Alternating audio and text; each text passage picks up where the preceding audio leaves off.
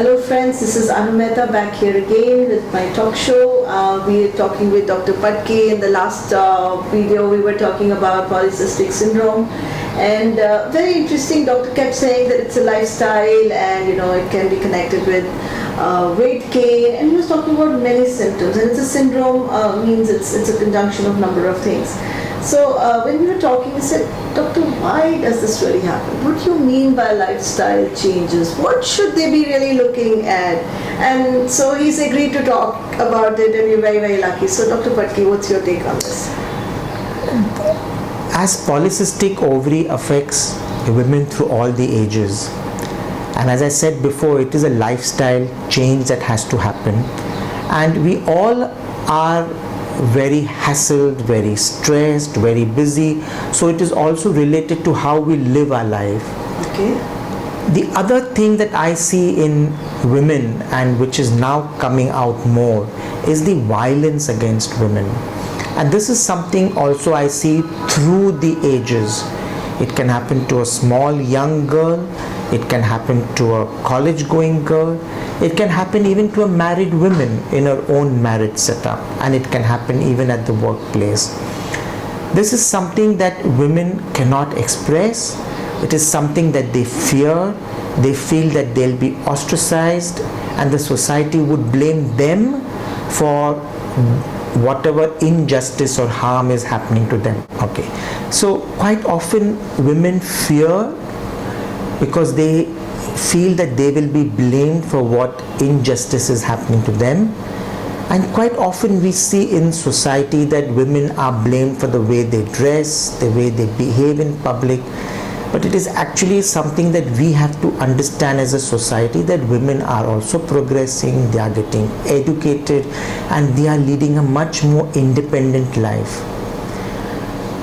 We as gynecologists quite often get young girls who come to us with abstract injuries, and quite often it is said that, oh, she fell down while she was walking and she hurt herself when she was playing.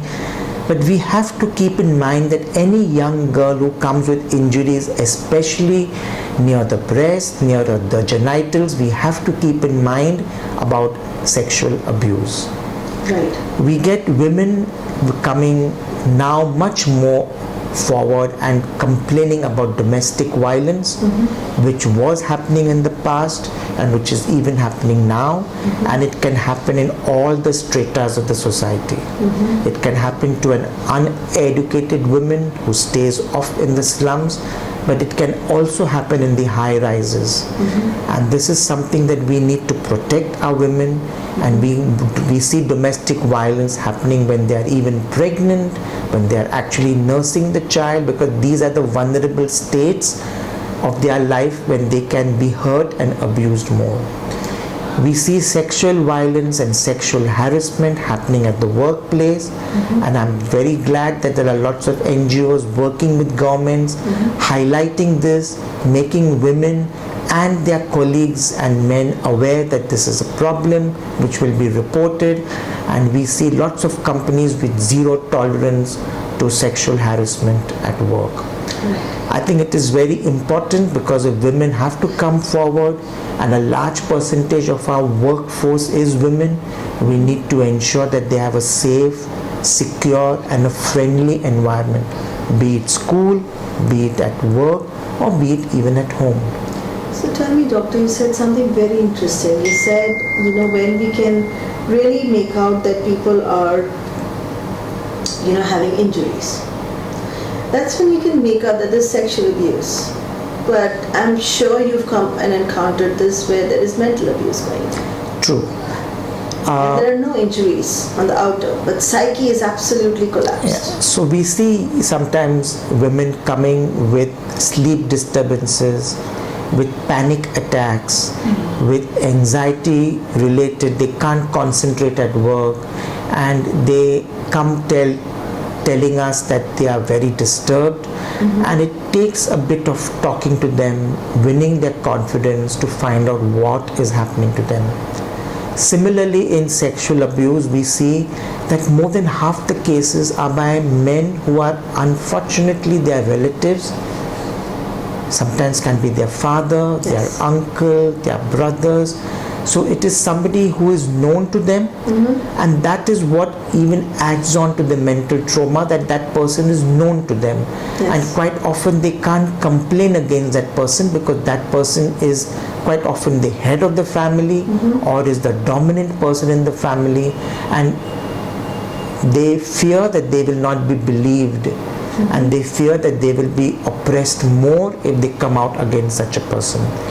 So nowadays in school, children are taught, and they're actually being taught by teachers of what is a correct touch, what is a wrong touch, and children are told that if somebody touches them inappropriately, it could be the school attendant, it could be the teacher, it could be a classmate themselves. Absolutely. They are supposed to report it to their senior person, and these seniors are supposed to take it very seriously and investigate the matter.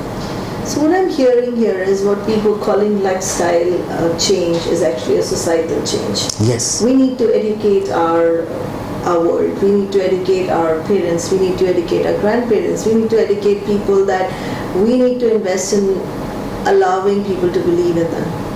So is it basically a belief problem that's going on? People don't believe in you? It is. Now what happens is, because we get so overwhelmed with the Western culture that we pick up their habits and their lifestyle very quickly, and quite often the whole society is not moving at the same pace. So although you may be staying in the city of Mumbai, you may find that some people may be much more forward thinking than the rest of the society. Absolutely. And there is that disparity. You often have disparity in the economic disparities there.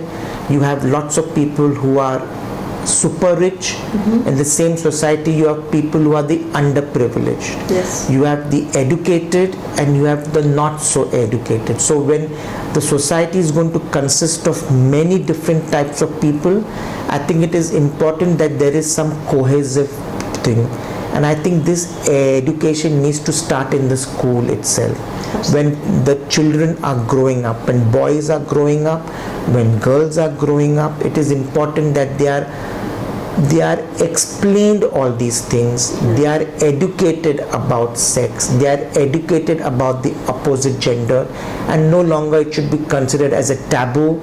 It no longer should be considered it is wrong or immoral to talk about such things, because now with so much of media access and so much of internet access and so much of access, the children will learn these things unfortunately from a wrong source. Right. So it is important that these sex education classes, or these classes and awareness and equality classes are held in school, so children are brought up making them understand that they are equal. The boys are equal to the girls, and they have to live in that harmony with each other. Wonderful. What a beautiful message for our audience. Thank you so much, Dr. Patki. How do people find you? They can get to me on 98201-32585 or on the website www.fertilityassociates.in. Guys, if you need to find me, Anumeta, do go on my blog, anumeta.co.in. See you guys again. Thank you. Shabba khair. Bye bye. See you again. Bye.